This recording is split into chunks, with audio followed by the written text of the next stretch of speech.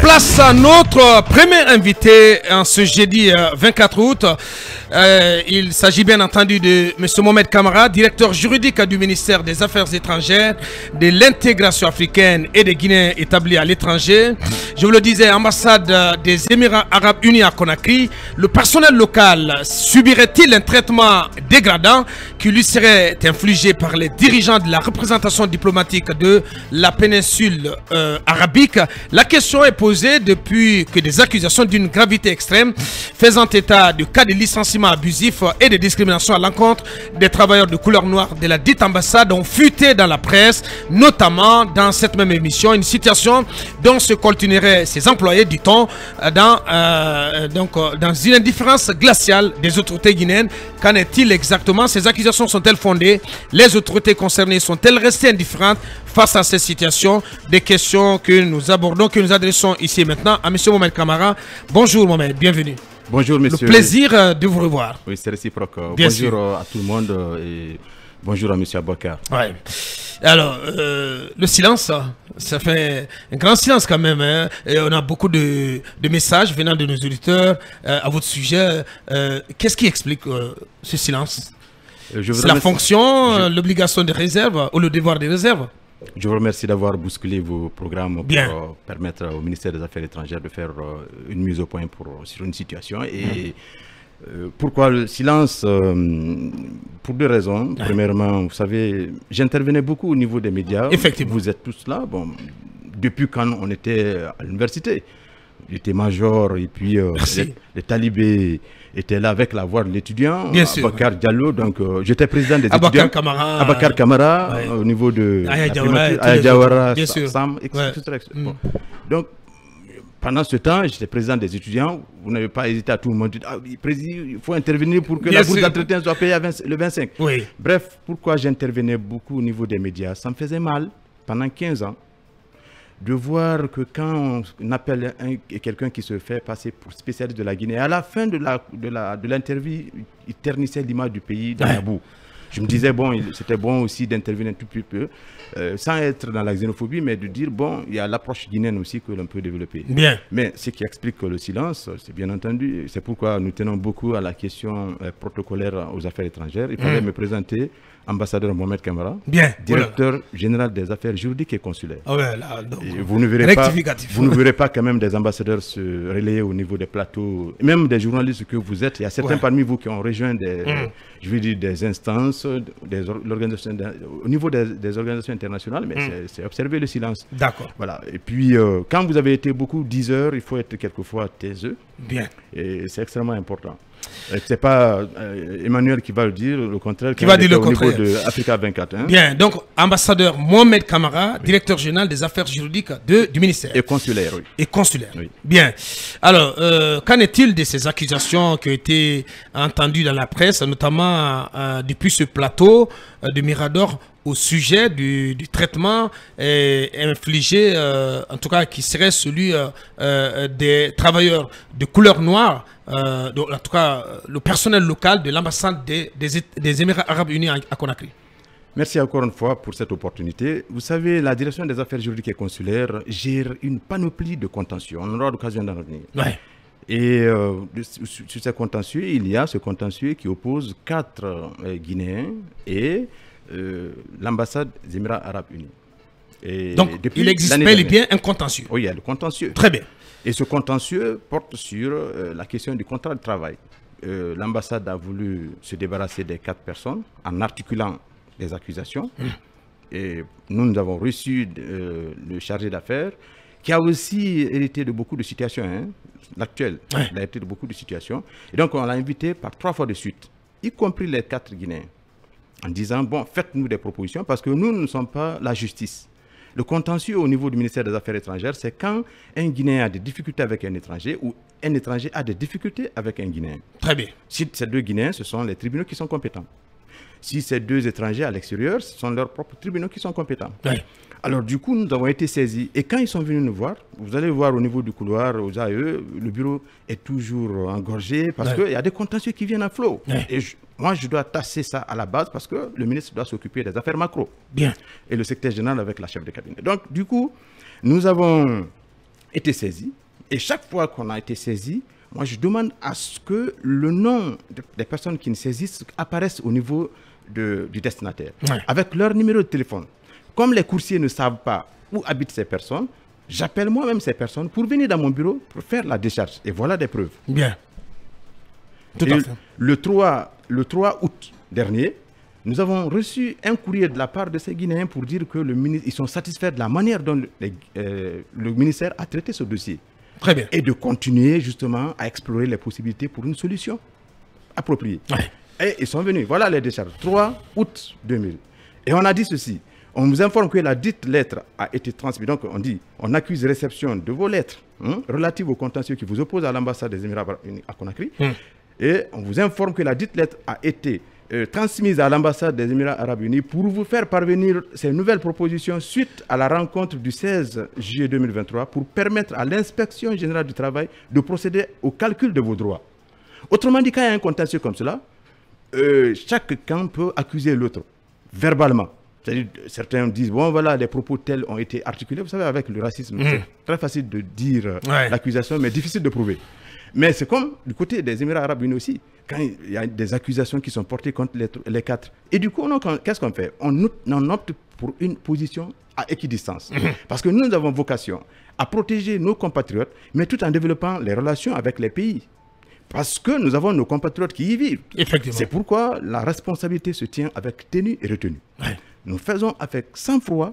Et ce n'est pas parce que justement ça a été évoqué ici que ça va accélérer justement nous, notre. Non, ce n'est pas ce qui donne un coup de fouet, un coup d'accélérateur. Pendant que ça s'évoquait ici, nous, il y a des Guinéens qui étaient partis à mon bureau la dernière fois pour remercier son Excellence Monsieur le Ministre, Dr Mour Sandan, pour son implication par rapport au dénouement des crises au niveau de certaines ambassades. Très bien. Mais ça n'a pas fait de bruit. Donc, tout comme à l'extérieur. Et donc la précision, c'est qu'il y a ce contentieux, il existe bel et bien. Il existe. Ce que vous voulez a dit ici, ce n'est pas une invention. Deuxièmement, ce que vous voulez nous faire savoir ce matin, c'est que le ministère n'est pas resté indifférent face à cette situation. Oui, la mise au point, c'est de dire, quand on dit le ministère n'a absolument rien fait, n'a pas bougé, nous on a demandé à toutes les deux parties de trouver une solution concertée. Bien. Et de ne pas...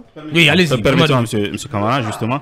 Je ne sais pas, je voudrais quand même préciser ça, parce que c'est à mon niveau que l'alerte a été donnée. Oui, bien sûr. Je ne sais pas si nos compatriotes... Il y a plus de 6 mois aussi, j'ai reçu les jeunes en question. Merci.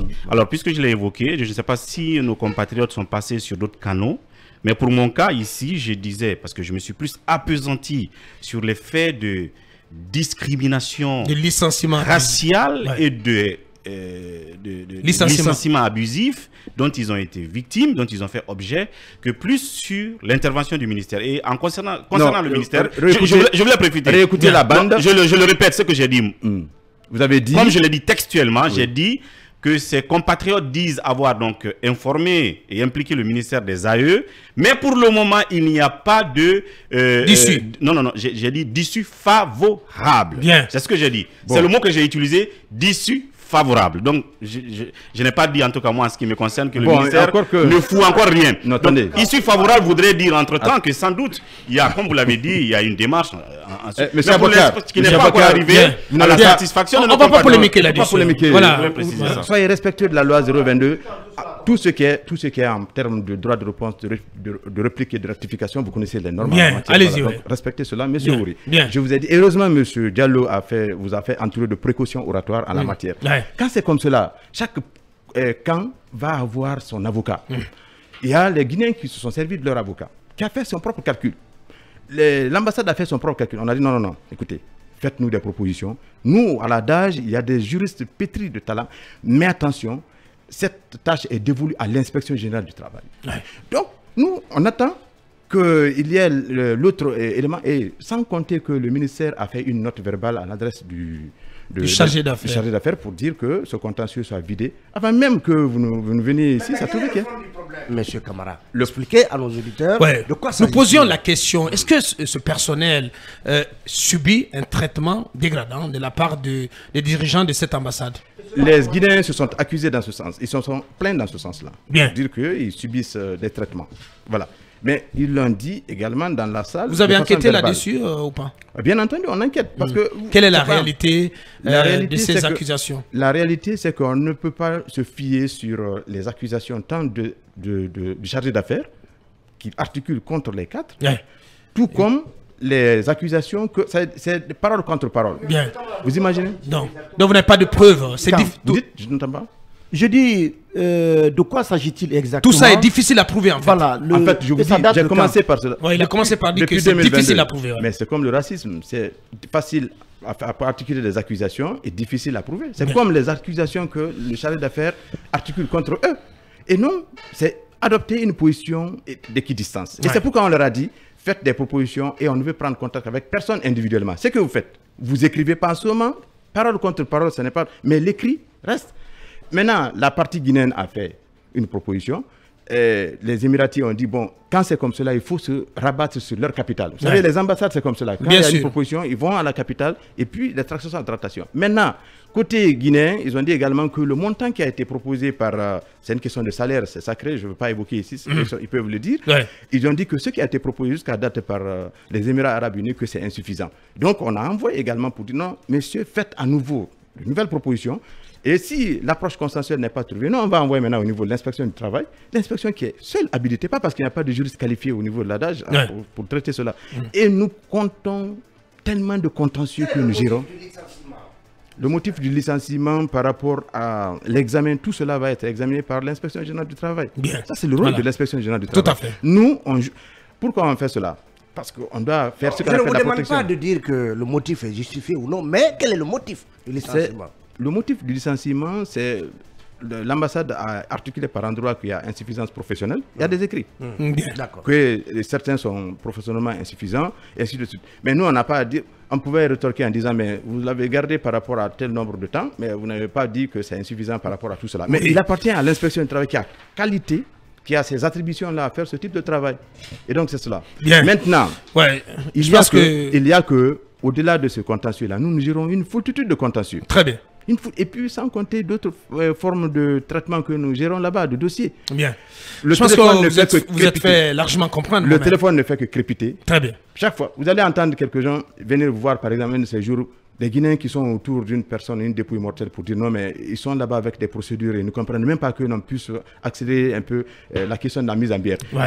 Oubliant que nous, quand on a, par exemple, un étranger décédé ici, nous écrivons à l'administration intérieure, mais on exige qu'il y ait le certificat de décès, certificat de non-contagion des Guinéens, certificat d'amourement, certificat de mise en bière.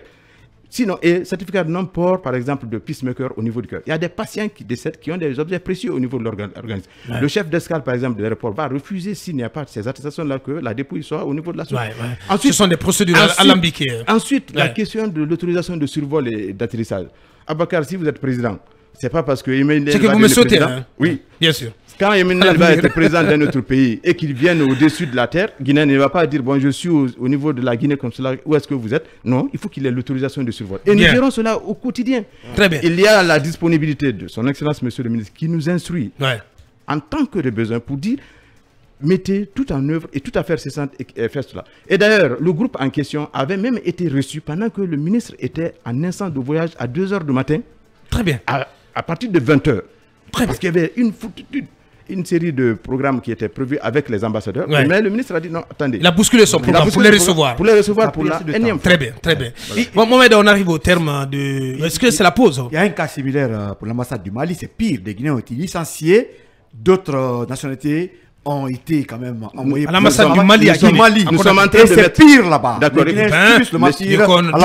Vous êtes dans votre rôle en tant que presse. Nous sommes dans notre rôle en tant qu'autorité. Quand on reçoit des instructions des autorités, des plus hautes autorités, nous on exécute et c'est conforme à la loi. Et c'est comme des gens qui se font par exemple retirer leur argent au niveau de certains aéroports que le seuil n'est pas tel. On a écrit à toutes nos ambassades pour permettre à ce que les Guinéens soient édifiés pour savoir si vous voulez voyager d'un pays à tel pays, quel est le seuil qui est autorisé pour ne pas que vous soyez arnaqué au niveau des aéroports. Bien. Tout cela, voilà. Et que l'on puisse partager tout cela au niveau des agences de voyage, ça permet aux Guinéens de diminuer la fréquence et la gravité des risques encourus. Très bien.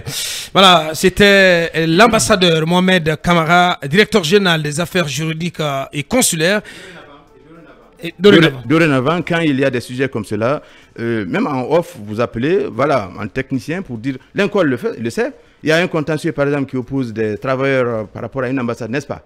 Il m'a appelé pendant que j'étais à Strasbourg. Mais Bien. s'il passait l'information, ces détails allaient être dans le décor. Très bien. Je pense qu'il faut croiser les informations. Si, au faute de quoi, ça Bien. deviendra compliqué. Bien. Hein, mon L'ambassadeur Mohamed Kamara, directeur général des affaires juridiques et consulaires du ministère des Affaires étrangères, de l'intégration africaine et des Guinéens établis à l'étranger. Il était notre premier invité en ce jeudi. Grand merci Mohamed. Allez, Mirador continue dans un court instant le temps de nos obligations commerciales et d'un nouveau point info sur Film Guinée. On revient dans quelques minutes.